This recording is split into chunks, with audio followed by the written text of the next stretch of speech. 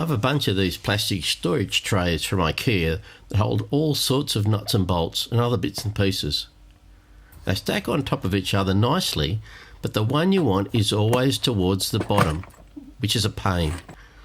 So for Sumo's Scrapwood challenge, I decided to make a rack for them to fit into, so I can easily get the one I want.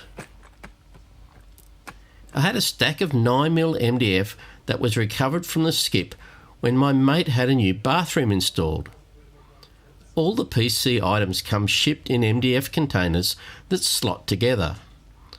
So step 1 was to rip the tabs off using the plunge saw so I'd have square stock to work with.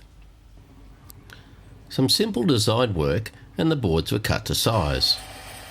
I couldn't buy a 9mm router bit anywhere locally, so I reverted to my 6mm flat top box making blade and used that to cut the dados. They were cut at 5mm depth. The middle shelves were inset on the front edge using the CNC to allow easier access to get the storage boxes in and out. Over on the router table, the front edges of the shelves were rounded over to give them a nice edge. It was then a simple matter of getting out the clamps and assembling the unit with yellow glue.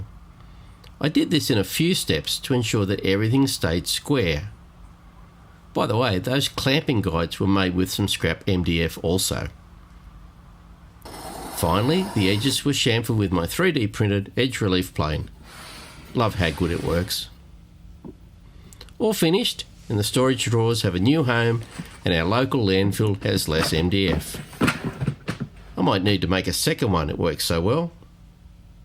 Thanks Dirk for encouraging us all to get into the workshop and roll our cameras.